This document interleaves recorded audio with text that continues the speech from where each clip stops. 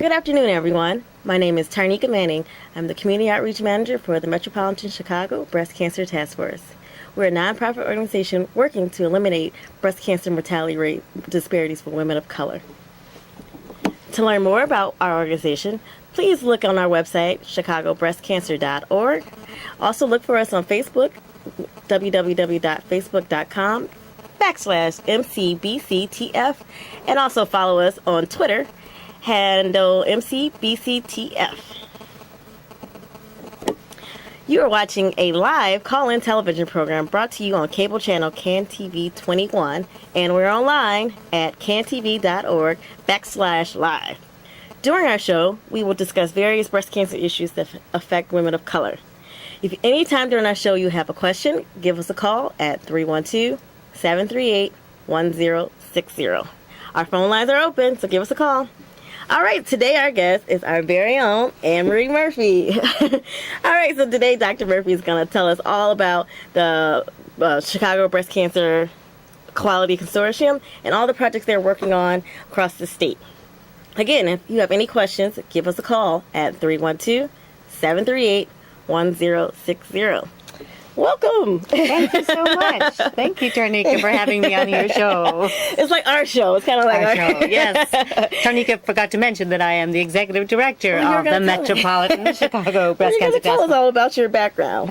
I am, yes. I started working at the task force in 2009. Before that, I had been the state's Medicaid director, and I had been the director of state healthcare initiatives. So I had been involved in setting up a lot of new programs for people here in Illinois so that they could access healthcare more easily. So, for instance, we created the All Kids program for all uninsured children, and Illinois became the first state in the entire nation to have a program for all uninsured children.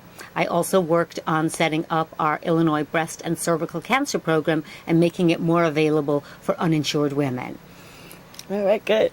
So, as Anne-Marie said, she's our executive director for the task force. So, can you tell us a little bit about the breast cancer task force? Sure. So, I've worked in healthcare now for about 20 years. And over the years, one of the things that I have found disturbing is that healthcare is not created equal.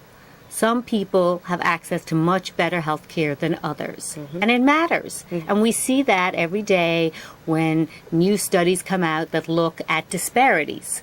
What are disparities? Disparities are studies that show that certain groups of people are more likely to die of certain diseases, in fact, of pretty much every disease, compared to other groups.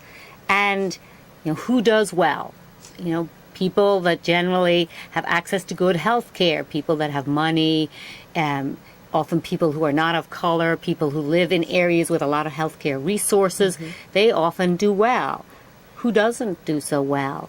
People who have less money, people who have no insurance, people who don't live in the right place, right beside top high-quality health care centers.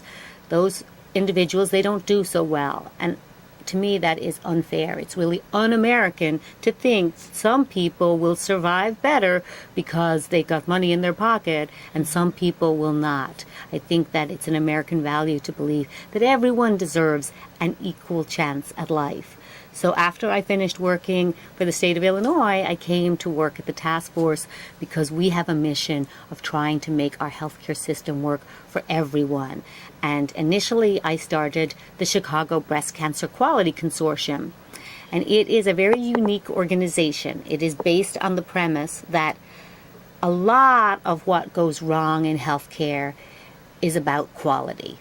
That quality all across the healthcare system is not the same, that some places do better, some mammograms, for instance, are better than other mammograms. They detect more breast cancers than are read at other locations. Some machinery is better, some places can afford to hire specialized healthcare professionals, and therefore they provide better care. And I am working with our team at the Chicago Breast Cancer Quality Consortium to, first of all, measure quality. Because if you want to make the system better, you have to, first of all, actually know how the system is doing. And to do that, you need to measure quality. So we measure quality for breast cancer mammography and breast cancer treatment. And we established that program in 2009. And in fact, that very first year, we got federal designation as what's called a Patient Safety and Quality Improvement Organization.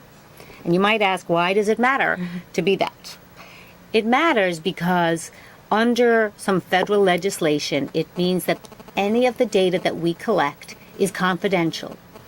And that means that providers can give us truthful, honest data about how they're doing without having to worry that if they do so, that they can end up being sued and in court or all over the newspapers. So therefore, they are, in essence, encouraged to give us their data even when it may not look so great. So we collect that data, we look at it, we compare it to all the other providers that are sending in their data, and then we give each provider back their own report showing how they compare to the overall and how they compare to some national benchmarks. And then when we find areas that aren't working so well, which happens, we go out and we fix them. We work with the providers to see what we can do to improve those quality measures so that every woman can, with confidence, go for a mammogram and know that it would be a high-quality mammogram. Or every woman that is diagnosed with breast cancer, we hope that one day she will get all of the necessary treatment that she needs and all of the treatment that actually is consistent with the national guidelines. So that is what we aim to do, and that's what we've been doing since 2009. Awesome. All right. All right. Again, don't forget, we're a live call-in show. If you have any questions, call us at 312-738-1060. All right. So you guys started in 2009 locally. You guys have expanded statewide. You want to tell us about the expansion? Sure. So we did. We started originally in Metro Chicago, and within just about 2 years, we had not quite all, but nearly all the providers in Metro Chicago participating in our projects. We had nearly 80% of the mammography facilities and over 60% of the treatment providers were contributing to our project. And that was great. And so in 2010, we published our first results. It was all over the newspapers, the front page articles in both the Chicago Tribune and in the Sun-Times. Now, those headlines, you know, they were a little daunting for patients because they said that nearly 2/3 of healthcare facilities could not meet all the benchmarks. And so that does give indeed a little bit of pause. However, we have been working with facilities to improve that. And in fact, the facilities that participated in those first few years that have now been participating for 4 years, you can see that their ability to meet the standards has actually dramatically improved. So that's a great thing. Participation in the program does yield results.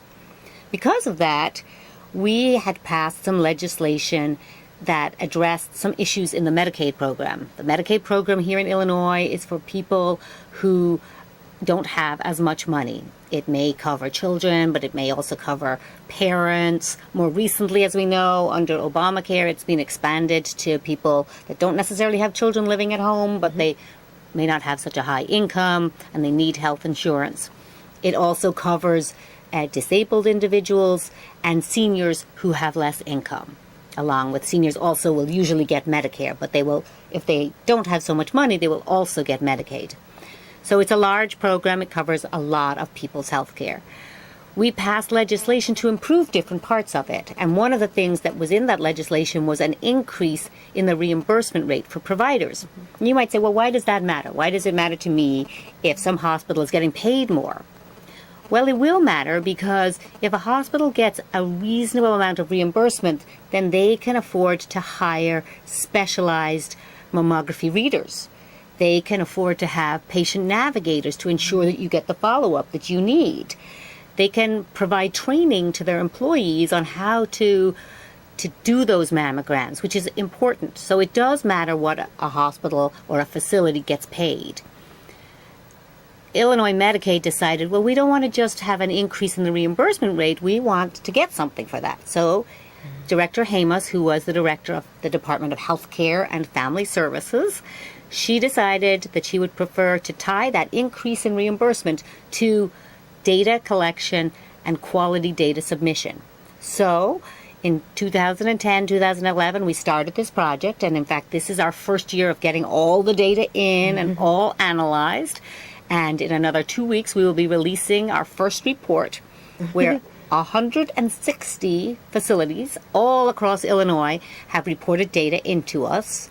It represents well over 500,000 mammograms done in Illinois in a given year.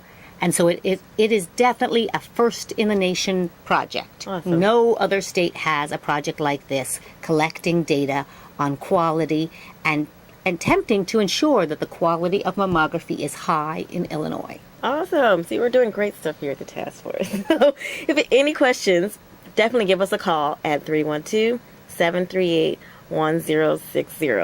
All right, so the consortium is leading this project, but are there any organizations that you guys are working with this project? Absolutely. So we have what I would call a very big tent approach to all our projects. We try to invite everybody in. So we have an expert advisory group that has representatives from lots of the big hospitals, whether it be University of Chicago or Northwestern, the Advocate Healthcare System, the Presence Healthcare System, and Mount Sinai, Mercy Hospital here in Chicago. A large number of experts sit on our advisory boards, and we brainstorm with them in regards to what data should we collect, what does the data mean, how should we change our data collection in the next year, and then based on what data we get, what should we do to try to address problems. And so we have lots of different, both radiologists, mammography technologists, the breast imaging administrators, all involved in these projects, giving us advice. And also sometimes we have symposium or workshops where we bring a lot of people together to talk among themselves as to how could they do things better. Because a lot of the issues that any one hospital will find are problematic, other hospitals will also find are problematic as well. And so by talking to each other about those issues, we can all move forward. Yes, exactly. All right, so how is the data collected? The data is collected, we might be getting down into the weeds here. We provide every participating facility with, in essence, a data collection tool. It might be in something like a Microsoft Excel, though this year we're going to go to an online system where they're going to be able to type in their data into something. If you ever have used something like SurveyMonkey, it's a bit like that. It's a little higher tech than SurveyMonkey, but it's like a SurveyMonkey. So the facilities key in their data. We don't have facilities calculating their own rates because that, I think, might lead to some biases. We get them to give us their raw data, and then we calculate out all the different measures. And you might say, what are you talking about when it comes to quality measures in mammography? What is good quality mammography? Well, mammography is supposed to find breast cancer early.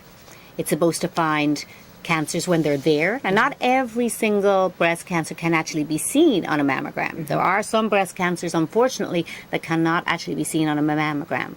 But if you can see it on a mammogram, we want it to be found. And we want it to be found very early, when it's at its smallest, when it's most easily treated, and when it's treated with the least harsh treatment protocol.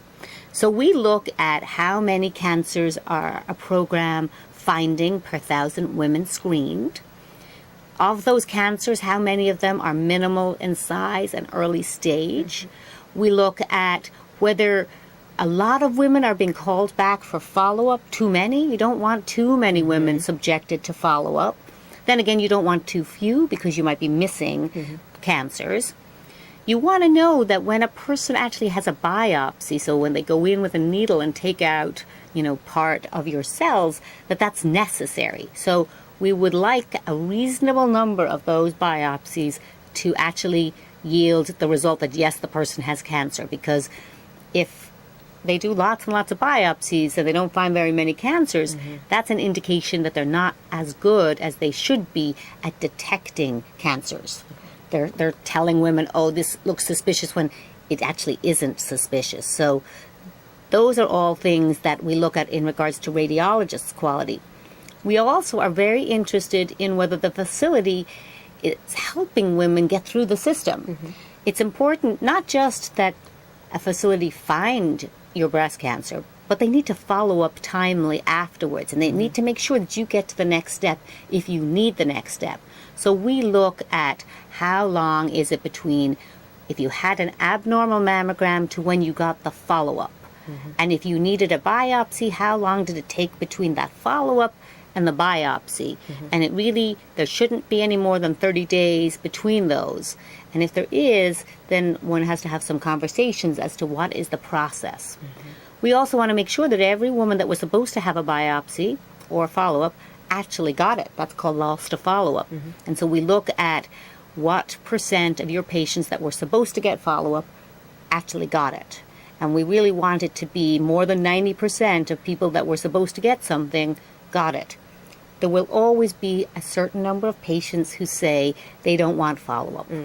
Maybe they're fearful. Maybe they have had some bad experiences in the past. Maybe they're scared that they might get diagnosed with breast cancer. Or maybe other things have happened in their lives where they're just not available at the moment for follow-up. We know that happens. But we also encourage facilities to do everything they can to reach out to patients that need follow-up and ensure that they really do get it. Great, great. All right, so what are some of the success stories you have from doing the statewide project for the past couple of years?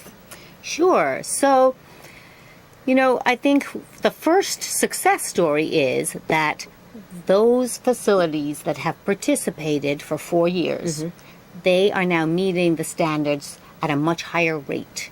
And that's great. So you can see if on average in the first year maybe there were 5 standards met, that the average is now closer to 8. We have 11 metrics that we look at. So if on average 8 out of 11 rather than 5 out of 11 meet the standards, that's great. That's quite a lot of improvement. So that I think is one of the most major successes. Another success is that facilities that were really not measuring their own quality now are. Every facility that's participating, they're getting a report back on all these metrics. And so they now are getting results where maybe they were only looking at 1 or 2 of these metrics before. So they really didn't have a good way to measure how they were doing. And now they do. So that's extremely important. And it's particularly important for facilities whether they be in rural areas or they're not like the big academics where they're not doing as much volume, but they still need to be ensuring that they're providing good quality. Some of the larger providers, for years, they will have been doing a lot of auditing because they're set up that way. That's what they do. That's all they do, for instance.